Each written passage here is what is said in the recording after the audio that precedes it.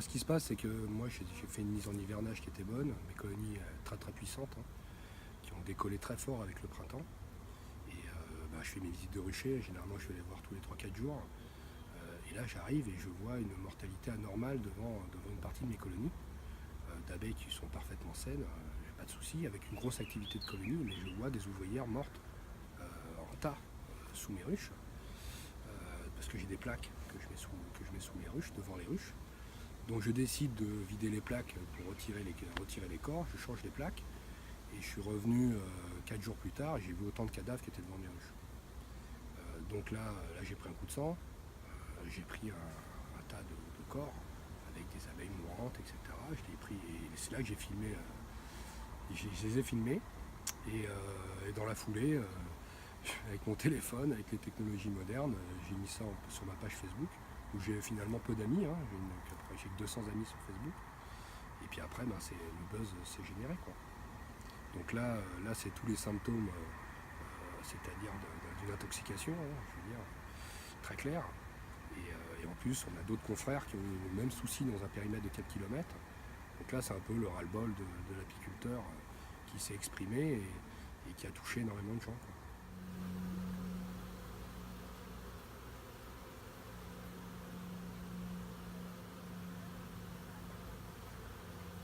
Ce qui se passe, c'est que l'apiculture, c'est compliqué. On n'est plus dans l'apiculture des années 50 où il suffisait d'avoir 3-4 ruches, on s'en occupe pas, elles vivent leur vie, etc. Maintenant, il faut être pointu. Même un apiculteur avec une quarantaine de ruches comme moi, il faut qu'on soit pointu, qu'on soit quasiment proche du professionnel pour pouvoir garder nos colonies, entretenir nos cheptels, pour limiter justement les pertes. Il faut qu'on soit vraiment au petit soin.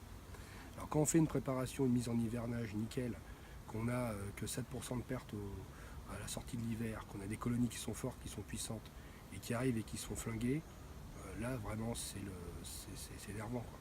L'apiculture est essentielle à l'agriculture humaine et on se rend compte qu'à un moment donné, au lieu d'être partenaire, eh ben, nous on paye les pots cassés dans l'indifférence, dans l'anonymat. À un moment donné, il y a un cri qui sort, quoi. Ce qui m'a surpris, c'est-à-dire que nous apiculteurs, on est un peu habitués, hein, à voir des colonies qui périclitent. Je veux dire, derrière, on est tout le temps à se battre pour elles. On est des partenaires. Donc c'est des choses qu'en fait, c'est choquant, mais on est habitué. On a des choses qui sont habituées, quoi. Des fois, on a des colonies qui sont bourdonneuses, des fois, on a des colonies qui s'affaiblissent. Donc je ne pensais pas, moi, que ça allait générer une émotion aussi forte au point de générer plus de 3 millions de vues sur Facebook, quoi. Donc il y a eu une vague d'émotions, des gens qui, quelque part, j'ai l'impression qu'on leur parlait des pesticides, on leur parlait des problèmes sanitaires qui étaient liés au label, mais je pense qu'ils ne l'avaient pas vu. Je pense que cette vidéo-là a permis de matérialiser très clairement l'hécatombe mondiale de l'abeille, hein, qui est maintenant plus à démontrer. Et je pense que les gens, ils n'avaient pas mis des images dessus. Je pense que c'est peut-être ce qui explique l'engouement qu'il y a eu dessus. Après, il y a eu peu de critiques, mais après, bon, il y a des pro-phyto, des gens qui sont des lobbies de l'industrie des phytosanitaires, hein, ce qui est le mot poli pour les pesticides, les insecticides, les biocides, qui sont intervenus, mais c'est marginal. C'est vraiment quelque chose de marginal. Je veux dire, les plus grosses réactions, même des réactions d'autres apiculteurs qui m'ont contacté, qui m'appellent maintenant pour que j'aille chercher des essaims. J'ai eu des gens qui m'ont proposé des terrains pour pouvoir déplacer les colonies. Donc j'ai senti une forme de générosité globale. Après, vu le nombre de visualisations qu'a eu cette vidéo, évidemment, à la marge, il y a même des gens qui m'ont dit que j'étais responsable de la mort de mes abeilles parce que je les avais mis à côté de l'agriculture. Ça va de cet absurde-là. Voilà. Donc, mais ça, c'est complètement marginal.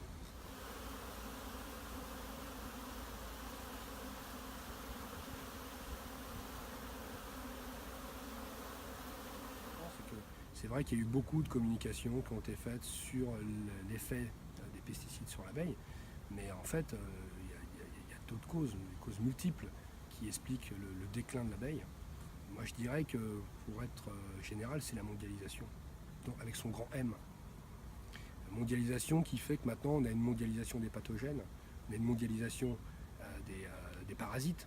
Hein, par exemple, le varroa destructor qui vient d'Asie, qui est arrivé en France en 1986. le frelon asiatique qui est arrivé dans des poteries à Marseille. Là, il y a le petit coléoptère des ruches qui est arrivé en Italie. Donc l'abeille, pendant des millions d'années, l'abeille européenne ne connaît pas ces prédateurs-là. On ajoute à ça une mondialisation génétique. On se retrouve avec des essaims de Sicile, d'Argentine, etc., avec une sorte de brassage génétique constant où on perd les écotypes locaux, hein, qu'on appelle un écotype, c'est-à-dire c'est une abeille qui est adaptée à un écosystème donné. C'est pour ça qu'on a l'abeille noire de Bretagne, l'abeille noire, c'est-à-dire du sud de la France. L'abeille noire des Pyrénées n'a pas du tout les mêmes caractéristiques génétiques que l'abeille de Bretagne, parce qu'il y a une adaptation qui se fait. Sauf qu'on a une abeille qui est plus adaptée. On a en même temps des dérèglements climatiques. On a en même temps un appauvrissement au niveau de la nourriture. Parce qu'avec la monoculture, qu'est-ce qui se passe? C'est comme si on vous disait vous allez manger des hamburgers toute la journée, vous allez manger des frites toute la journée. À un moment donné, vous tombez malade. L'abeille, c'est pareil. L'abeille a besoin de cette diversité végétale pour pouvoir avoir un régime alimentaire complet. Donc elle a besoin justement de milieux naturels préservés. Et on se rend compte que tous ces facteurs-là, qui sont liés justement à l'activité humaine, le déclin de l'abeille, c'est l'activité humaine, très clairement. Mais en même temps, on se rend compte qu'on s'émeut de l'abeille. Et c'est le cas pour tous les insectes. C'est le cas, je veux dire, on a des déclins généralisés au niveau des insectes, on a des déclins aussi généralisés au niveau des oiseaux. On a un déclin au niveau de la biomasse et au niveau des espèces, au niveau mondialisé. Et en fait, l'abeille, pour moi, est le symbole finalement de ce monde qui va au mur.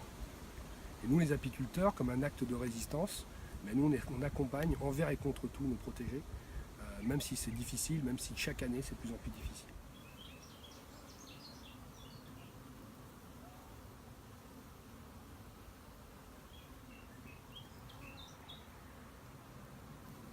En fait, ce qui se passe, c'est quand on a des anomalies de mortalité comme on a eu, la chose qu'il faut faire, c'est qu'il faut contacter un vétérinaire, ce que j'ai fait.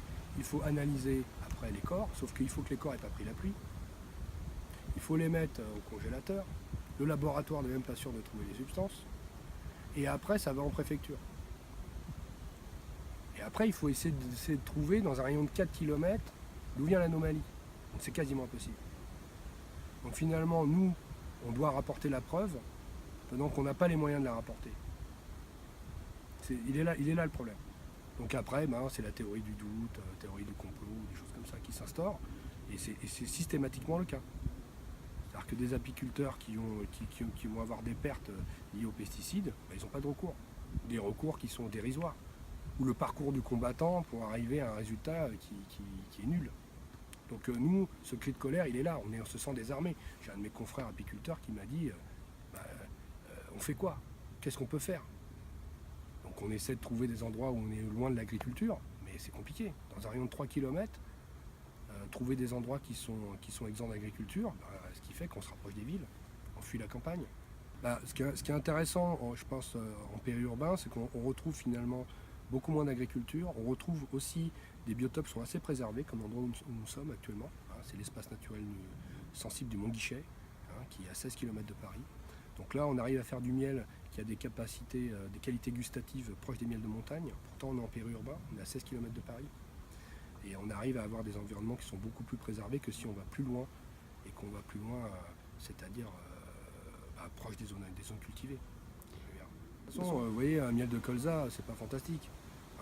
Un miel de tournesol, c'est pas fantastique. Jamais vous voyez un pot, il y a écrit miel de tournesol, vous voyez. C'est pas fantastique. Vous voyez. Donc derrière, qu'est-ce qu'on va rechercher? On va rechercher des miels qui sont le reflet d'un terroir, le reflet d'une diversité florale. Donc intrinsèquement, nous apiculteurs, ce qu'on va rechercher, c'est le biotope le plus riche pour pouvoir installer nos protégés. Parce que nous, si on fait du miel, c'est que nos abeilles sont en bonne santé.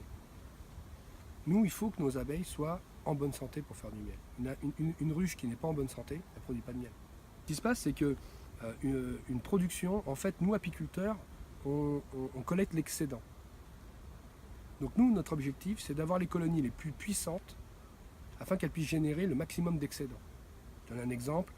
Une colonie, pour qu'elle passe l'hiver, il faut qu'elle ait à peu près 30 kg de miel encore. On a certaines ruches qui font 60-70 kg en production. Donc ce qui se passe, c'est que cette production, elle est là parce qu'on a énormément d'individus. On a des colonies qu'on essaie de faire monter à près de 100 000 individus.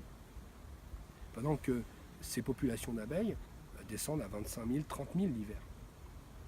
Donc ce qui se passe, c'est que nous, notamment avec l'apiculture à cadre, ce qui n'est pas le cas de l'apiculture ici très rustique avec les ruchetrons, c'est que nous, on travaille une variabilité d'espace pour augmenter la puissance de la colonie. Donc en fait, on génère des super colonies pour qu'elles aient un super excédent, et nous, on collecte ce super excédent. Excédent dont elles n'ont pas besoin.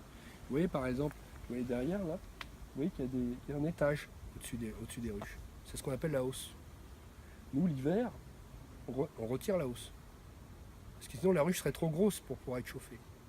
Donc c'est pour ça qu'on les force à stocker en haut. On maximise la ponte en bas pour maximiser le nombre d'individus.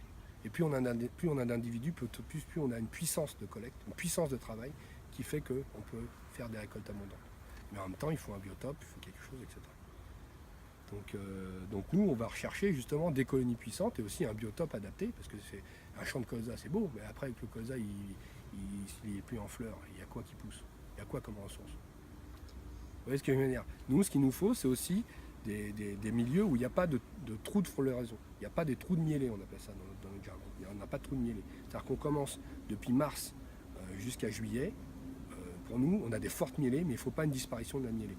Et le problème qu'on a en milieu agricole, c'est qu'on a de la monoculture. Donc à un moment donné, si vous avez 1000 hectares de champs où il n'y a que du colza notamment, ou du tournesol, une fois que le colza il est arrêté, ils n'ont plus rien à manger. C'est pour ça qu'ils ont besoin de l'abeille notamment. Ils ont besoin de l'abeille transhumante pour que des apiculteurs aillent emmener ces ruches-là à côté notamment du colza, du tournesol ou d'autres plantes. C'est le cas aux États-Unis, c'est les amandiers. Parce que sans l'abeille, il n'y a pas de pollinisation, parce qu'il n'y a aucun pollinisateur naturel qui va survivre une année en mangeant qu'un jour dans l'année. Vous voyez ce que je veux dire? Nous l'agriculture, on n'en a pas besoin, pour faire simple. Je veux dire, quand on fait un miel de châtaignier, c'est pas un miel agricole. Quand on fait un miel d'acacia, c'est pas un miel agricole. Vous voyez ce que je veux dire? Voilà. Donc les grosses miels de tilleul, ce ne sont pas des miels agricoles. Voilà. Donc nous, je veux dire, l'agriculture, pour pouvoir faire notre métier ou exercer notre passion, finalement, on n'en a pas besoin. Le miel de colza, c'est dur comme du béton, vous voyez, c'est pas le miel gustativement le plus recherché. Alors après, dans le sud de la France, c'est différent, parce qu'il y a du thym, etc. Mais globalement, voilà.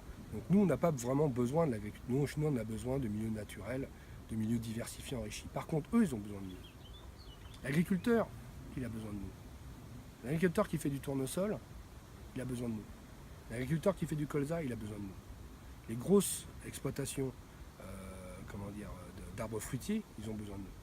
Donc on se rend compte que l'agriculture, et notamment la monoculture, a besoin de l'abeille, et c'est l'endroit où il y a le plus d'utilisation de produits phytosanitaires, qui pose un problème au niveau de l'abeille. Alors c'est pour ça que maintenant ils essayent de trouver des semences auto-fertiles, comme ça ils n'ont pas besoin de l'abeille. Voilà. Donc derrière, il y a une relation de partenariat, mais quelque part, là, il y a une relation de défiance très claire entre les apiculteurs et le milieu agricole. Et cette défiance ne fait que s'accroître. Une vraie défiance. Pendant qu'il y a des relations de partenariat qui peuvent être montées de façon intelligente et qui existent. Mais on sent cette défiance totale maintenant des agriculteurs, à juste titre, à mon sens, envers l'agriculture conventionnelle, avec une utilisation massive de produits phytosanitaires, et notamment d'insecticides, de pesticides, de fongicides, d'herbicides, etc. Ok.